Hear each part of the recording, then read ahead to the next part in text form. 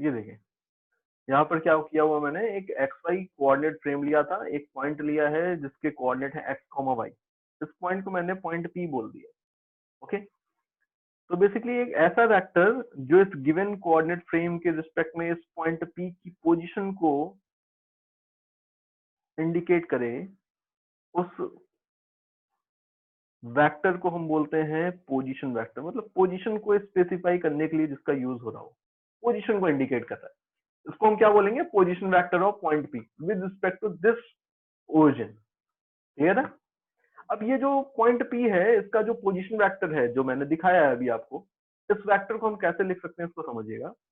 अगर आप इसके कोऑर्डिनेट जानते हैं एक्स कॉमा वाई, तो ये आपको क्लियर होगा कि बेसिकली इस कोऑर्डिनेट का मतलब हुआ कि ये लेंथ है एक्स एंड ये लेंथ है वाई। बताइए, यही मतलब हुआ ना कोऑर्डिनेट का? क्लियर है? तो अगर मैं यहाँ पर एक वेक्टर ड्रॉ करूं ऐसा, ये देखिए मैंने ये एक वेक्टर यहाँ पर ड्रॉ किया हुआ है,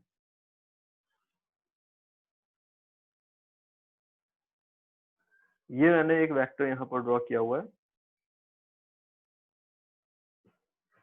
इस वेक्टर को मैंने वेक्टर ए बोल दिया है। ठीक है, एक्स एक्सिस के अलोंग है तो ए एक्स बोल दिया है। देन मैंने यहाँ पर एक दूसरा वेक्टर ड्रॉ किया हुआ है, ये वाला देखिए, ये देखिए, ये देख पा रहे हैं, ये वेक्टर वाई एक्सिस के अलोंग था तो मैंने इसको ए वाई बोल दिया है। तो अब यहाँ से मुझे क्या दिख रहा है, मुझे दिख रहा है कि बेसिकली ये जो पॉइंट पी का पोजीशन वेक्टर था आर, ये इक्वल होगा sum of these two vector A X plus A Y vector. बताइए, ऐसे लिख सकते हैं ना, इन दोनों वेक्टर्स के सम के इक्वल ही होगा वेक्टर आर। आप क्लियरली इस ट्रायंगल से देख सकते हैं, this vector plus this vector equal होगा ना दिस वेक्टर की। ठीक है बेटा? तो मुझे अगर पोजीशन वेक्टर लिखना है तो मैं ए एक्स ए वाई दोनों की वैल्यूज लेकर के यहाँ पे रख दूंगा तो मुझे पोजीशन वेक्टर मिल जाएगा। कैसे रखेंगे अब ए एक्स ए वाई की वैल्यू? तो अब वेक्टर ए एक्स को देखिए, ये क्या है, बेसिकली ये ए एक्स वेक्टर जो है एक ऐसा वेक्टर है जिसका मैग्नीट्यूड तो एक्स के इक्वल है, मैग्नीट्यूड इसका कितना है, एक्स के इक्वल, एंड इसकी डायरेक्शन कौन सी है, आई कैप। तो अगर इन दोनों को मैं कंबाइन करूंगा तो मुझे वेक्टर ए एक्स मिल जाएगा। तो एक्स का मतलब क्या हुआ, एक्स आई कैप।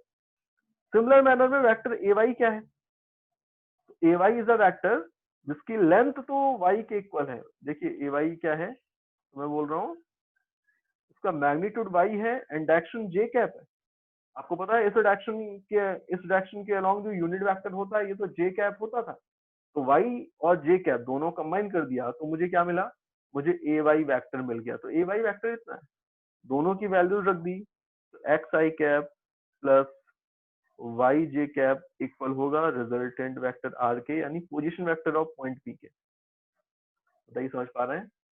ठीक है, तो अभी हमने यहाँ पर एक सिंपली टू कोऑर्डिनेट सिस्टम की बात की थी तो हमें ये रिजल्ट मिला है ना? अगर थ्री डायमेंशन की बात कर रहे होते तो for three dimensional system, three dimensional system के अंदर हमें तीनों कोऑर्डिनेट पता होंगे, X comma Y comma Z. तो इन दैट केस जो पोजीशन वेक्टर डिफाइन किया जाएगा, एक ऐसा पॉइंट जिसके coordinate X comma Y comma Z होते, उसका पोजीशन वेक्टर अगर आप लिखते तो आपको ऐसे लिखना पड़ेगा, x I cap Y J cap plus Z K cap. क्योंकि जेड एक्सिस का मतलब क्या हुआ कि अब हम जेड एक्सिस के लॉन्ग की बात कर रहे हैं, तो जेड एक्सिस का लॉन्ग जो यूनिट वेक्टर होता था वो के कैप होता था। तो थ्री डायमेंशनल सिस्टम के अंदर आप ऐसे लिख सकते हैं। बताइए, ठीक है? अब इसको हम थोड़ा डिफरेंट मैनर समझ रहे हैं। ये पोजीशन वेक्टर का तो कॉन्सेप्ट था ही, इससे यहाँ पर एक और पॉइंट मुझे क्लियर हो रहा है कि यहाँ पर फॉर नाउ लेट, मैंने अभी यहाँ पर ये एक वेक्टर देखा, एक वेक्टर है ये वेक्टर आर जिसको मैंने x I cap Y J cap यहाँ पर बोला हुआ है, ये वाला, इस वाले पार्ट पे ध्यान दीजिए। ठीक है, क्या हो रहा है यहाँ पर कि अगर आप यहाँ से देखें तो आप ऐसा भी लिख सकते हैं कि वेक्टर आर का जो मैग्नीट्यूड होगा, मैग्नीट्यूड ऑफ वेक्टर आर, ये कैसे लिखा जा सकता था? तो मैग्नीट्यूड ऑफ वेक्टर आर को आप ऐसे भी लिख सकते हैं, ट्राइंगल से देखिए, X square plus Y square then इसका रूट। यही तो होगा वेक्टर आर का मैग्नीट्यूड। बताइए ठीक है ना, ऐसे लिख सकते हैं।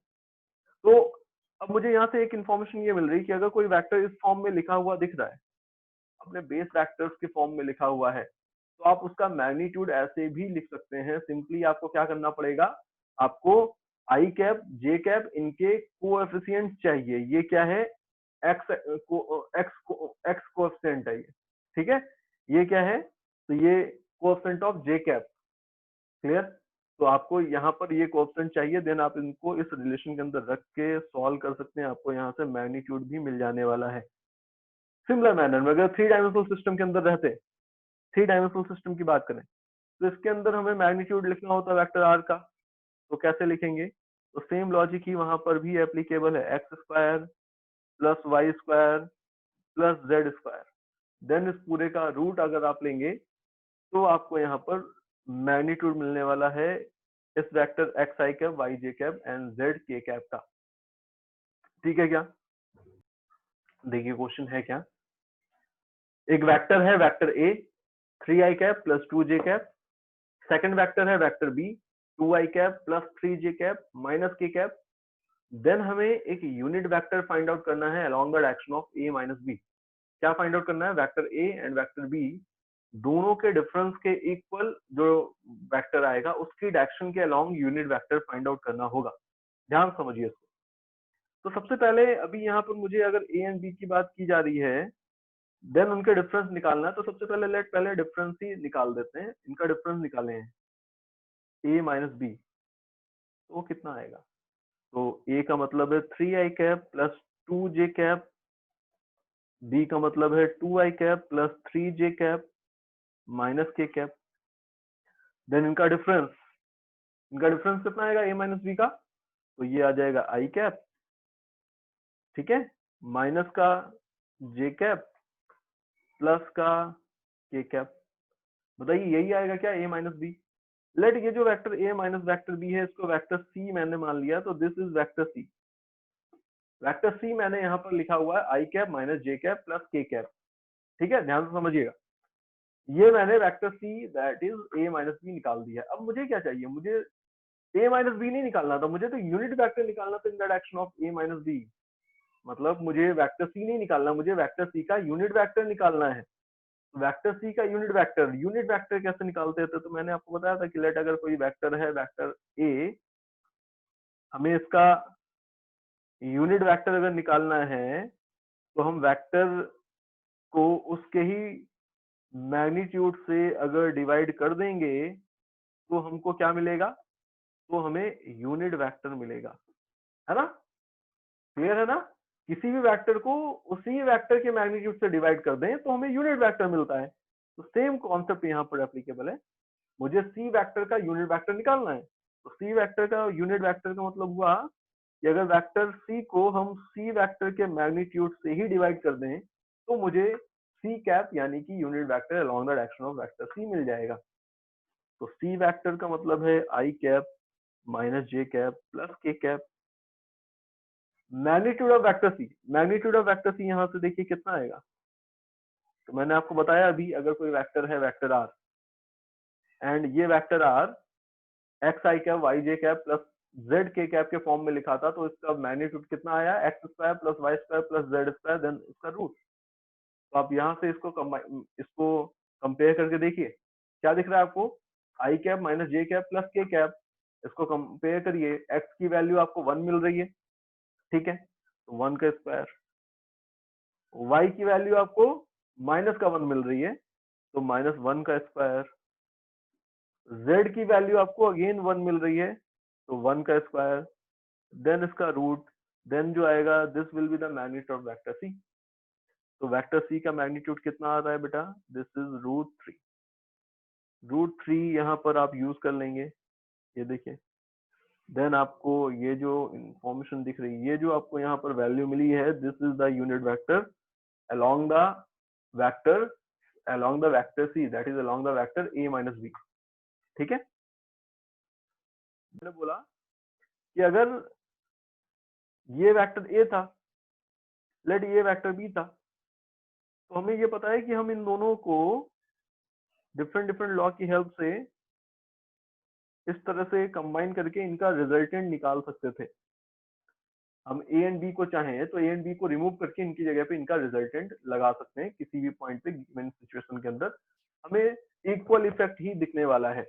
ठीक है, तो ए एंड बी की हेल्प से हमने इनका रिजल्टेंट आर फाइंड आउट किया था। अब इसका रिवर्स प्रोसेस, इस बार मैं बोल रहा हूँ कि लेट आर आपको गिवन है, पहले मैं इसके दो कंपोनेंट कर रहा हूँ, यहाँ पे दो पार्ट कर रहा हूँ, एंड वो दोनों जो पार्ट हों उनकी हेल्प से मैं वापस से अगर चाहूँ तो आर को ऑब्टेन कर सकता हूँ। तो यहाँ पे ये दोनों जो पार्ट मैंने यहाँ पर किए हैं ए एंड बी इस वेक्टर आर के कंपोनेंट कहलाएंगे। These are the component of vector R. ठीक है, तो कैसे कंपोनेंट फाइंड आउट करना है इसको समझते हैं, वही उसी प्रोसेस को समझने जा रहे हैं। लेट ये एक वेक्टर था, ये देखिए एक वेक्टर हमें गिवन है, लेट ये वेक्टर कोई भी वेक्टर था, लेट ये वेक्टर गिवन है मुझे, कोई वेक्टर ए, मुझे इस वेक्टर ए के कंपोनेंट करने हैं। क्या करना है मुझे इस वेक्टर ए के कंपोनेंट करने हैं। तो अब उस वेक्टर ए के कंपोनेंट कैसे करेंगे, तो उसका सिस्टमैटिक प्रोसेस क्या है। तो इसके लिए पहले तो आपको यहाँ पर क्लियर होना चाहिए कि क्या आपको किसी पर्टिकुलर डायरेक्शन के अलोंग कंपोनेंट चाहिए।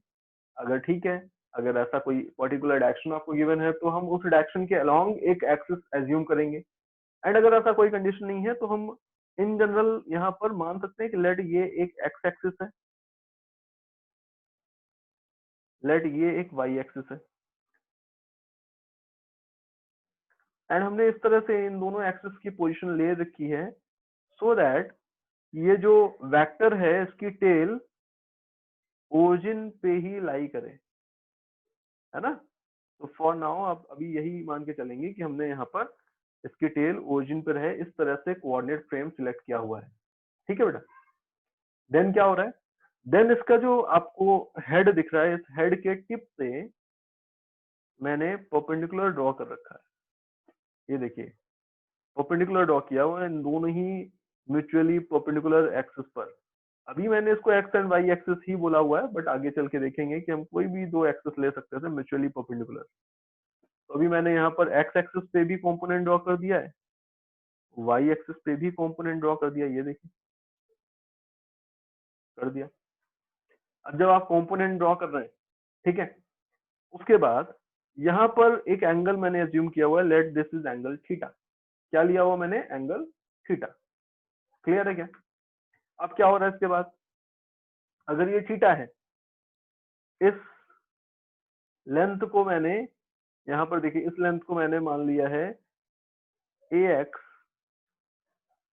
इस लेंथ को मैंने मान लिया है ए वाई।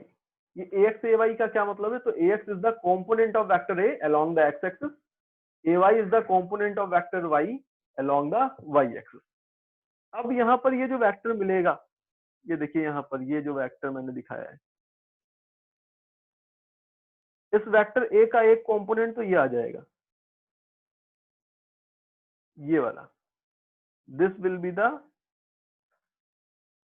ए एक्स वेक्टर, एक कंपोनेंट इसका ये होगा, this will be the A Y vector. समझ पा रहे हैं, क्लियर है क्या।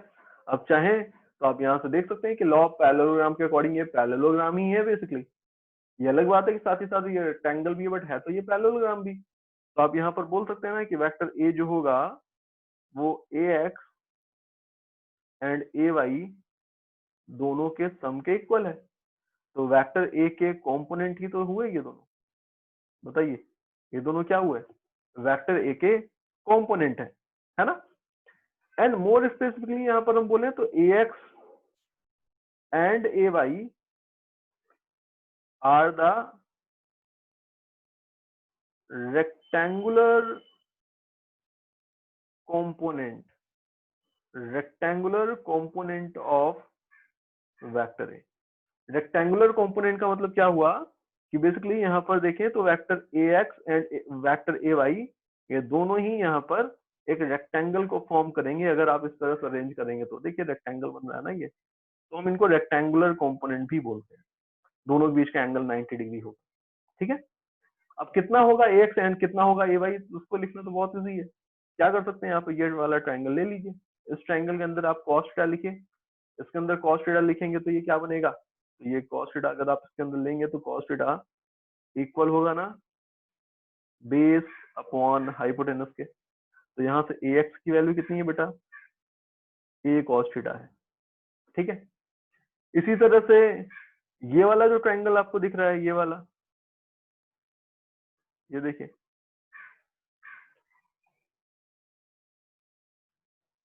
इस ट्राइंगल के अंदर, इस ट्राइंगल के अंदर आप चाहें तो इसके अंदर भी आप यहाँ पर थीटा ले रहे हैं इस एंगल को, तो इस एंगल को आप 90 माइनस थीटा ले सकते हैं, देन cos थीटा ले सकते हैं, या फिर आप चाहें तो आप ये भी बोल सकते हैं कि बेसिकली ये जो लेंथ है वही लेंथ तो इसके इक्वल होगी क्योंकि ये रेक्टेंगल भी है, तो यहाँ पर ए वाई ये लेंथ के इक्वल है। ए वाई लिखने के लिए आप यहाँ पर साइन थीटा भी ले सकते हैं, साइन थीटा लिखेंगे तो साइन थीटा कितना होगा बताइए, साइन थीटा, तो आप साइन थीटा इस ट्रायंगल के अंदर लेंगे तो ये हो जाएगा A Y perpendicular upon hypotenuse, तो ए वाई की वैल्यू ए साइन थीटा हो जाएगी, हो जाएगी। तो A cos theta A sine theta are the component of this, are the component of this vector A, ठीक है, ओके। तो अब इस चीज की बहुत अच्छे से प्रैक्टिस करनी होगी क्योंकि हमें कंपोनेंट सबसे ज्यादा करना होगा। देखिए कैसे, लेट अगर ये वेक्टर था, वेक्टर पी, मुझे इसके कंपोनेंट करने थे, तो इसके कंपोनेंट करने के लिए मैं यहाँ पर, अगर आपको कोई स्पेसिफिक डायरेक्शन चाहिए जिसकी अलोंग आपको कंपोनेंट चाहिए तो अच्छी बात है, अदरवाइज आप कोई भी दो म्यूचुअली परपेंडिकुलर आप यहाँ पर एक्सिस ले सकते हैं। तो मैंने अभी एक एक्सिस ये कंसिडर की हुई है, ध्यान से देखिएगा, देन मैंने एक एक्सिस ये कंसिडर की हुई है, ठीक है बेटा। लेट ये एंगल जो था ये थीटा था, तो इसका इधर वाला कंपोनेंट जो आएगा वेक्टर पी का वो आएगा पी कॉस थीटा, इधर जो कंपोनेंट आएगा वेक्टर पी का ये होगा पी साइन थीटा। एंगल के बगल वाला जो कंपोनेंट होगा वो कॉस कंपोनेंट होगा एंड अपोजिट साइड वाला जो कंपोनेंट होगा वो साइन कंपोनेंट होगा, बट दोनों एक्सिस म्यूचुअली परपेंडिकुलर है, ये बात भी आपको याद रखनी। दूसरा एग्जांपल, लेट ये एक वेक्टर था, देखिए ये एक वेक्टर था, ठीक है, जिसको मैंने वेक्टर एक्स बोला हुआ है। अब मैं कोई भी दो म्यूचुअली परपेंडिकुलर एक्सिस देख रहा हूँ, आपको मैंने बोला कि एक्स एंड वाई एक्सिस का कोई कॉन्सेप्ट नहीं है, दो म्यूचुअली परपेंडिकुलर एक्सिस चाहिए मुझे। लेट एक एक्सिस ये है मेरे पास नोन एंड एक एक्सिस ये है मेरे पास नोन, ठीक है। दोनों के जो इंटरसेक्शन पॉइंट है, दैट मीन जिसको आप ओरिजिन बोलते हैं, वो पॉइंट कहां पर है, इसकी टेल पर लाई कर रहा है, देख सकते हैं आप ये पॉइंट। अब यहाँ पर लेट ये एंगल जो है वो 30 डिग्री है, कंपोनेंट चाहिए मुझे, तो कंपोनेंट आप क्या बोलेंगे कि इधर जो कंपोनेंट आएगा एक्स का, आप यहाँ से परपेंडिकुलर ड्रॉ करिए, कर दिया ड्रॉ दोनों पर। देन इधर जो कंपोनेंट आया है इस वेक्टर का, इसको हम क्या बोलेंगे, इसका मैग्नीट्यूड कितना होगा, तो x cos 30 के इक्वल हो जाएगा। इधर वाला जो कंपोनेंट आएगा इस वेक्टर का ये कितना होगा बेटा, x sin 30, समझ पा रहे हैं क्या, एंगल के बगल वाला component cos component, opposite side वाला sin कंपोनेंट, ठीक है, ओके। एक और एग्जांपल देखिए ऐसे ही,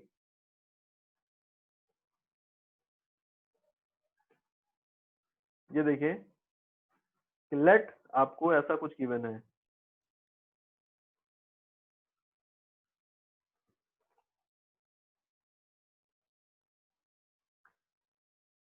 लेट ये x एक्सिस है, ये y एक्सिस है,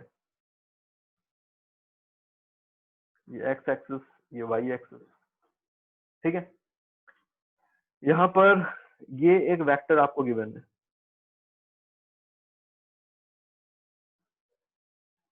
ये वेक्टर देखिए, इस वेक्टर का जो मैग्नीट्यूड है वो भी आपको गिवन, देन लेट इस वेक्टर का जो मैग्नीट्यूड है वो 10 यूनिट है, आपको मेंशन है ये लेट 10 यूनिट, ठीक है बेटा। देन ये जो एंगल है ये, लेट ये जो एंगल है ये 30 डिग्री है यहाँ पर। अब बताइए हमें इसके कंपोनेंट करने हैं, कंपोनेंट कैसे करें, इसके कंपोनेंट करने हैं आपको अलोंग द एक्स एक्सिस, यानी parallel to X axis and parallel to Y axis आपको कंपोनेंट करने हैं। तो अब इसके parallel to X axis parallel to Y axis component करने हैं, तो इसके लिए मुझे क्या करना चाहिए, ध्यान से देखिएगा। तो आप सबसे पहले अपना बेसिक जो है उसको बिल्कुल भी डिस्टर्ब नहीं करना। बेसिक क्या था कि हमें दो म्यूचुअली परपेंडिकुलर एक्सिस चाहिए एंड ऐसी एक्सिस चाहिए जो जिनका इंटरसेक्शन पॉइंट इन इसकी टेल पे हो। अभी एक्स एंड वाई एक्सिस तो ऑलरेडी मुझे गिवन थी, बट उनके साथ प्रॉब्लम क्या थी कि उनके जो इंटरसेक्शन पॉइंट था ओरिजिन वो यहाँ पर था, टेल पे कॉन्साइड नहीं हो रहा, तो मुझे टेल पे कॉन्साइड कराना पड़ेगा पहले। तो मैंने यहाँ पर दो एक्सिस खुद से एज्यूम कर रखी है इस तरह से, एंड ये दोनों ही एक्सिस जो है मैंने दिखाई हुई है कि इनका इंटरसेक्शन पॉइंट इनके इस गिवन वेक्टर की टेल पे लाई करता है।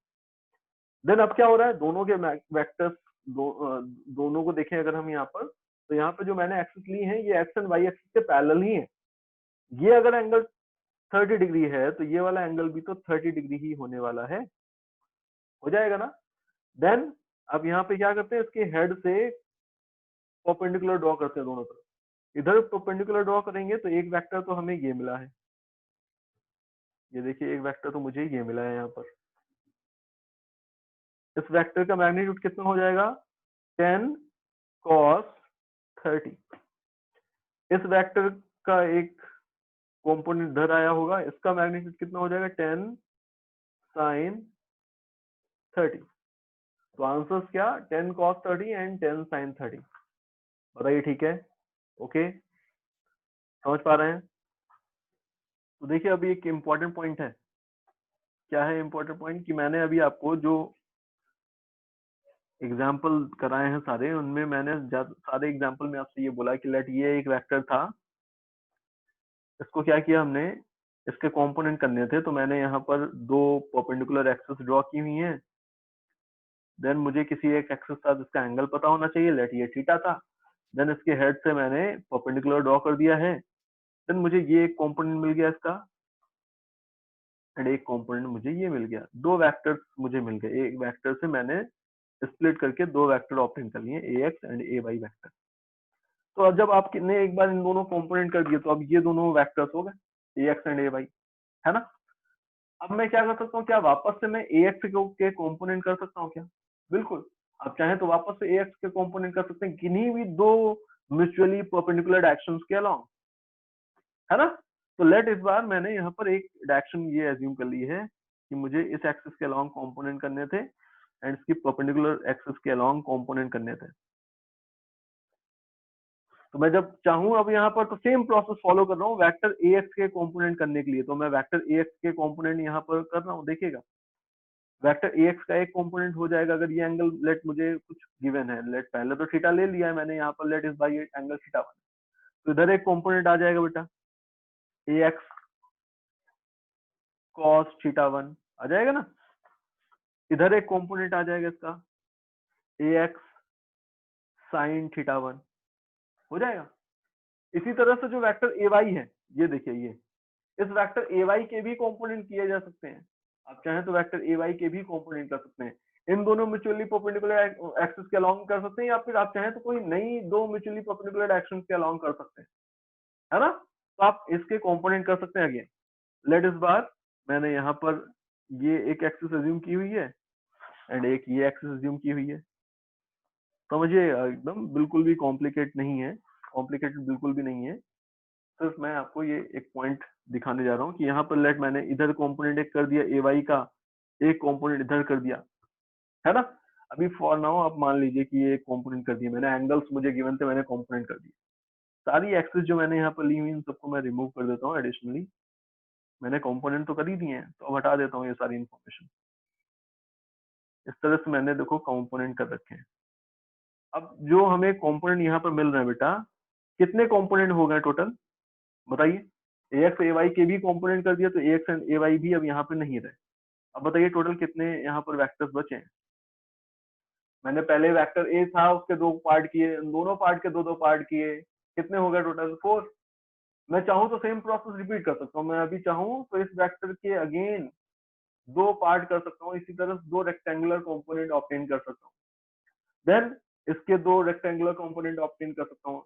देन जो कंपोनेंट आएंगे अगेन आप उनको फर्दर दो कंपोनेंट में ब्रेक कर सकते हो। तो आप चाहें तो ये जो प्रोसेस था, ये प्रोसेस हम रिपीट कर सकते हैं इनफाइनाइट नंबर ऑफ टाइम्स के लिए। आप एक वेक्टर को दो में स्प्लिट करते जाइए हमेशा, तो आपको क्या मिलेगा एट द लास्ट, कि किसी भी वेक्टर के आप इनफाइनाइट नंबर ऑफ कंपोनेंट कर सकते हैं, ये आपको दिखने लगेगा, है ना। बताइए, किसी भी वेक्टर के हम infinite number of component, total number of component कितने कर सकते हैं आपसे पूछा जाए, तो आप बोलेंगे infinite number of component possible है। ठीक है, a vector can be resolved into infinite number of components, infinite number of components, but can be resolved into two rectangular component in a plane। समझिएगा, आपसे पूछा है बताइए टोटल नंबर ऑफ कंपोनेंट कितने हो सकते हैं, तो आंसर इनफिनिट। आपसे पूछा है बताइए रेक्टेंगुलर कंपोनेंट कितने हो सकते हैं, रेक्टेंगुलर कंपोनेंट, तो एक वेक्टर के कितने रेक्टेंगुलर कंपोनेंट हो सकते हैं, तो आप बोलेंगे दो कंपोनेंट हो सकते हैं। कितने हो सकते हैं बेटा, दो, टू रेक्टेंगुलर कंपोनेंट पॉसिबल है किसी प्लेन के अंदर। ठीक है, ओके। अब जैसे हमने प्लेन की बात की है वैसे ही हम थ्री डायमेंशन की भी बात कर सकते हैं। देखिएगा क्या, अभी यहाँ पर एक पॉइंट और है, बट उस पॉइंट तक पहुंचने से पहले हमें यहाँ पर एक चीज और समझनी पड़ेगी। Rectangular component, rectangular component of a vector in three dimensions। अभी तो हमने सिर्फ दो डायमेंशन के अलोंग कंपोनेंट किए किसी वेक्टर के, रेक्टेंगुलर कंपोनेंट जिनको बोला था। अब हम थ्री डायमेंशन के अलोंग कंपोनेंट करने जा रहे हैं, तो इसको समझिए। पहले तो मैं एक डायग्राम ड्रॉ कर देता हूँ, ठीक है। देखिए यहाँ पर मैंने इस बार एक थ्री डायमेंशनल प्लेन आपके सामने लिया हुआ है, ठीक है। इस थ्री डायमेंशनल प्लेन के अंदर मैंने यहाँ पर एक वेक्टर आपको दिखा दिया है। लेट ये एक वेक्टर था, ओके। देख पा रहे हैं ये वेक्टर अब 3D में है, डायग्राम 3D में है बेसिकली। ये वेक्टर आपको दिख रहा है, एक एक क्यूब मैंने दिखाया हुआ सो दैट आपको अच्छे से थोड़ा सा रियलाइज हो। इस क्यूब के इस वाले कॉर्नर से अपोजिट कॉर्नर की तरफ ये वेक्टर आ रहा है, तो आप मान सकते हैं कि ये इस क्यूब का डायगोनल है ना, ओके। इस वेक्टर को लेट मैंने बोल दिया, let this is vector A. मैंने इसको बेटा वेक्टर ए बोल दिया है, क्लियर, ठीक है। अब यहाँ पर क्या हो रहा है, मुझे इस वेक्टर ए के कंपोनेंट करने हैं और इस बार मुझे तीनों ही एक्सिस एक्स वाई जेड तीनों के अलोंग कंपोनेंट चाहिए। तीनों के अलोंग कंपोनेंट चाहिए तो क्या करना पड़ेगा, तो इन दैट केस देखिए मुझे क्या करना पड़ेगा, समझिएगा इसको। लेट ये जो एंगल है इस वेक्टर का एक्स एक्सिस का जो एंगल बन रहा है ये अल्फा है। लेट इस वेक्टर का वाई एक्सिस के साथ जो एंगल बन रहा है लेट ये बीटा है। एंड इसका जेड एक्सिस के साथ जो एंगल बन रहा है, किसका एंगल, इस वेक्टर ए का एंगल बन रहा होगा जो जेड एक्सिस के साथ, लेट ये गामा है। ध्यान से समझिए मैंने क्या क्या वैल्यूज बोली। Alpha is the angle between vector A and X axis, beta is the angle between vector A and Y axis, and gamma is the angle between vector A and Z axis. इन तीनों के बीच का angle यहाँ पर define है, ठीक है, alpha beta gamma. तो अगर आपको एक्स कंपोनेंट चाहिए होता, एक्स एक्सिस के अलोंग कंपोनेंट चाहिए होता तो आप क्या करते। तो अभी मैं यहाँ पर बोल रहा हूँ कि भाई लेट अगर ये वेक्टर होता एंड मुझे इसका एक्स एक्सिस के लॉन्ग कंपोनेंट चाहिए होता, ध्यान समझिएगा इस वाले पार्ट को, एंड मुझे ये एंगल पता है, तो मुझे एक्स एक्सिस के लॉन्ग कंपोनेंट चाहिए होता अगर, तो मैं यहाँ पे क्या करता, इसके हेड से एक्स एक्सिस पे परपेंडिकुलर ड्रॉ करता। देन यहाँ पर ये जो एक्टर होता यही तो होता परपेंडिकुलर कंपोनेंट, यही तो होता एक्स एक्सिस के लॉन्ग कंपोनेंट। एंड ये कंपोनेंट हम कैसे निकाल सकते थे, तो इस ट्रायंगल के अंदर मैं कॉस अल्फा लगाता, तो कॉस अल्फा इक्वल आ जाता ए एक्स अपॉन ए के, ये वेक्टर ए था, तो ए एक्स की वैल्यू ए कॉस अल्फा होती है ना, ऐसे ही लिखते हैं ना, ठीक है बेटा। सेम डायग्राम अब जो आपने यहाँ पर किया है वही सेम प्रोसेस मैं वाई एक्सिस के साथ भी कर सकता हूँ कि लेट अगर ये वेक्टर होता एंड ये वाई एक्सिस होती, वाई एक्सिस, ये एंगल बीटा होता, ठीक है। तो इन दैट केस मुझे अगर इसका कंपोनेंट चाहिए होता तो मैं इसके हेड से इस तरह से परपेंडिकुलर ड्रॉ करता एंड ये जो कंपोनेंट होता है इसको मैं वाई एक्सिस के अलोंग जो कंपोनेंट है ए वाई बोल देता एंड देन आप क्या करते कॉस बीटा लिखते, कॉस बीटा लिखते तो ये कॉस बीटा किसके इक्वल होता ए वाई अपॉन ए के, ए वाई किसके इक्वल होता ए इंटू कॉस बीटा के। बोलो समझ पा रहे हैं क्या, क्लियर है क्या। तो अभी यहाँ पर सेम लॉजिक जस्ट जो लॉजिक लगा करके हमने एक्स कंपोनेंट लिखा था उसी लॉजिक से हम वाई कंपोनेंट भी लिख सकते हैं।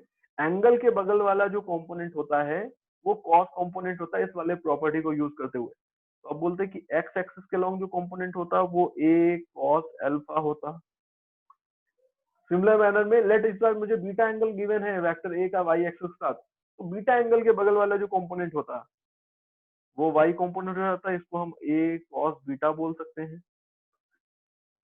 Gamma is the angle between Z axis and vector ए, तो वेक्टर ए का गामा एंगल के बगल वाला जो कंपोनेंट होता दैट मीन जेड एक्सिस के लॉन्ग ए जेड वो इक्वल होता ए कॉस गामा के, ठीक है ना। बताइए लिख सकते हैं यहाँ से, ओके। अब यहाँ पर देखिएगा मैं इस वेक्टर को बोल रहा हूँ ये वेक्टर ए एक्स है,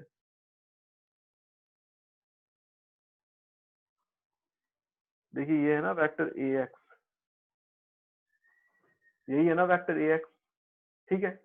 वेक्टर ए वाई कौन सा है, तो वाई एक्सिस के पैरेलल यहाँ पर ये जो कंपोनेंट ये जो वेक्टर होता है ये था वेक्टर ए वाई। तो ए वाई को मैं शिफ्ट कर सकता हूँ इधर से इधर, देखिए ए वाई को मैंने शिफ्ट कर दिया, यहाँ पर शिफ्ट तो कर ही सकते हैं हम, वेक्टर को शिफ्ट कर सकते हैं, ये पॉइंट तो पता ही है। तो मैंने ए वाई को इधर शिफ्ट कर दिया, ये आ गया वेक्टर ए वाई, ये देखिए। एजेड कहाँ पे था, तो जेड एक्सिस के अलॉन्ग था, तो जेड एक्सिस के अलॉन्ग जो कंपोनेंट वेक्टर था ये एजेड, एजेड को मैंने शिफ्ट कर दिया है। मैं उसको ऐसे बिना इसके डायरेक्शन और मैग्नीट्यूड को डिस्टर्ब किए बिना यहाँ पर ले आया हूँ, ये देखिए। आप अपने अकॉर्डिंगली इनको शिफ्ट कर सकते हैं, इनके डायरेक्शन और मैग्नीट्यूड को चेंज किए बिना। तो मैंने ए वाई ऐसे लिख दिया है, ए सॉरी ए जेड ऐसे लिख दिया है। वेक्टर एडिशन के लॉ को फॉलो करिए, तीन वेक्टर्स हैं ए एक्स ए वाई ए जेड, ये तीनों ऐसे जा रहे हैं, देखिए कैसे जा रहे हैं ये तीनों वेक्टर्स। ये फर्स्ट वेक्टर था, second vector, third vector. First vector के टेल से लास्ट वेक्टर की हेड तक जो वेक्टर आता है वो रिजल्टेंट होता है। तो इसका मतलब ये हुआ कि मुझे यहाँ पर दिख रहा है कि बेसिकली ए एक्स ए वाई ए जेड इन तीनों का जो सम होगा वो वेक्टर ए के इक्वल होगा, है ना। बताइए ठीक है ना।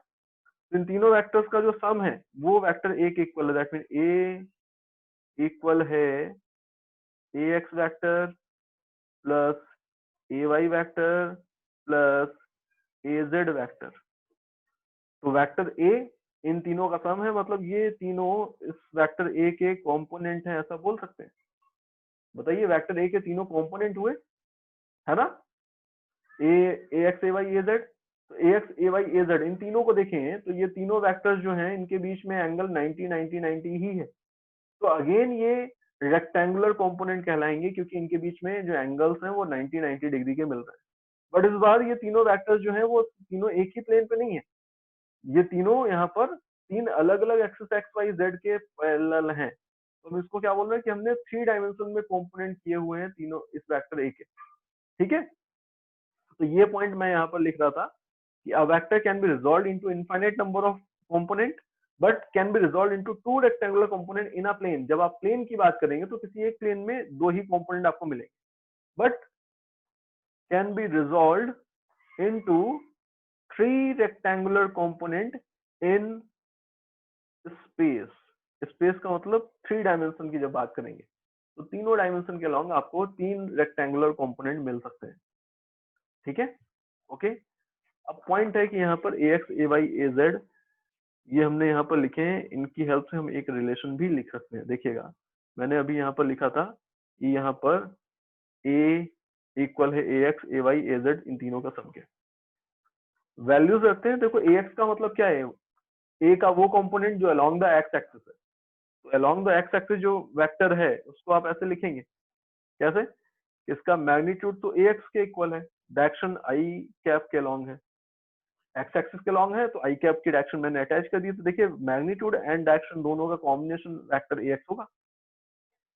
ए वाई को कैसे लिख रहा हूँ? Magnitude of A Y and direction इसकी जेड एक्स वाई एक्सिस के अलोंग है, तो वाई वाई के अलोंग जो यूनिट वेक्टर वो जे कैप था, A Y J cap. A Z vector जो है इसको क्या लिखेंगे? इसको आप लिखेंगे ए जेड मतलब मैग्नीट्यूड, जेड एक्सिस के अलोंग जो कंपोनेंट था उसका, एंड डायरेक्शन कौन सी है? के कैप है। तो ये मुझे यहाँ पर वेक्टर ए मिल रहा है। ओके बेटा, ठीक है क्या? अब अच्छा बताइए, यहाँ पर अगर मुझे यहाँ पर रिजल्ट इस वेक्टर ए का मैग्नीट्यूड लिखना होता है, मैग्नीट्यूड, तो मैग्नीट्यूड कैसे लिखना चाहिए था? मैग्नीट्यूड का फॉर्मूला तो आपने देखा है कि बेसिकली कोएफिशिएंट्स देखते हैं आई कैप जे कैप के कैप के, तो A x square plus A Y square plus A Z square, ये यहाँ पर मैग्नीट्यूड ऑफ वेक्टर ए के इक्वल होता। तो ये मुझे एक एक्सप्रेशन दिख रहा है, इसको यूज कर सकते हैं। ठीक है, इसके अलावा अगर मैं यहाँ पर इसके अंदर ए एक्स ए वाई ए जेड इन तीनों की वैल्यूज रख दूं ऊपर से लेकर के, तो ए एक्स का मतलब है ए कॉस अल्फा, तो ए स्क्वायर कॉस स्क्वायर अल्फा बनेगा। ए वाई का मतलब है ए स्क्वायर कॉस स्क्वायर बीटा बनेगा। ए जेड का मतलब है ए स्क्वायर कॉस स्क्वायर गामा बनेगा। ये देखिए, एंड इस तरफ वेक्टर ए का मैग्नीट्यूड ए के इक्वल था, देन इसका स्क्वायर। ए स्क्वायर आपको पूरी इक्वेशन में कॉमन दिख रहा है, यहाँ से मुझे रिलेशन मिल रहा है 1 इक्वल होगा cos square alpha cos square beta plus cos square gamma के सम के। बताइए ठीक है क्या? ओके, कोई कंफ्यूजन है इसमें? तो ये लॉ हमें यहाँ पर दिख रहा है, यहाँ पे एक ये रिजल्ट दिख रहा है। इस रिजल्ट के साथ साथ यहाँ पर एक रिजल्ट, एक पॉइंट और याद रखिएगा, यहाँ से अगर मैं कॉस अल्फा लिखूं, कॉस अल्फा, तो कॉस अल्फा को हम ऐसे लिख सकते हैं, कॉस बीटा को हम ऐसे लिख सकते हैं, कॉस गामा को हम ऐसे लिख सकते हैं। यहाँ पे जो cos alpha cos beta cos gamma है, दीज ऑल आर कॉल्ड, इन तीनों को हम बोलते हैं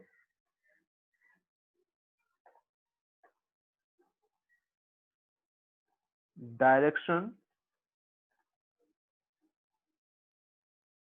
कोसाइंस। क्या बोलते हैं? Direction cosines. ठीक है क्या? ओके, आपको अगर कोई वेक्टर गिवन है, उस वेक्टर का आपको एंगल बताना है, एक्स एक्सिस के साथ कितना बन रहा है, तो आपको क्या चाहिए? कॉस अल्फा चाहिए, क्योंकि alpha is the angle between x axis and given vector A. तो आपको एक्स कंपोनेंट मिल जाए एंड टोटल वेक्टर जो था उसके मैग्नीट्यूड से डिवाइड कर देंगे, तो आपको कॉस अल्फा की वैल्यू मिल जाएगी। कॉस अल्फा मिल गया तो आपको अल्फा मिल गया वहां से। समझ पा रहे हैं क्या? तो बहुत यूजफुल इंफॉर्मेशन है ये, इसको यूज करना पड़ेगा बहुत सी जगह। अभी फिलहाल यहाँ पर इनको हम डायरेक्शन कोसाइन बोल रहे हैं। डायरेक्शन कोसाइन जो होते हैं इन सबके स्क्वायर का सम कर देंगे अगर, तो आपको 1 के इक्वल मिल रहा है। ये एक मुझे यहाँ से एक्सप्रेशन मिल गया। इस एक्सप्रेशन को एक डिफरेंट फॉर्म में भी लिखा जा सकता है। इसी को आप यहाँ पर चाहें तो कॉस स्क्वायर अल्फा को आप ऐसे लिख सकते हैं 1 minus sign square alpha. Cos square beta को 1 माइनस साइन स्क्वायर बीटा लिखा जा सकता है, एंड कॉस स्क्वायर गामा को 1 माइनस साइन स्क्वायर गामा लिखा जा सकता है। बताइए, ऐसे लिख सकते हैं। देन यहाँ से sine square alpha sine square beta sine square gamma, इन तीनों का सम आपको कितना मिल रहा है? देखिए इधर 3 बना था तो माइनस का 2 बनेगा, तो ये sign square alpha plus sign square beta plus sign square gamma, इनका सम आपको 2 के इक्वल मिलेगा। ठीक है क्या? ओके,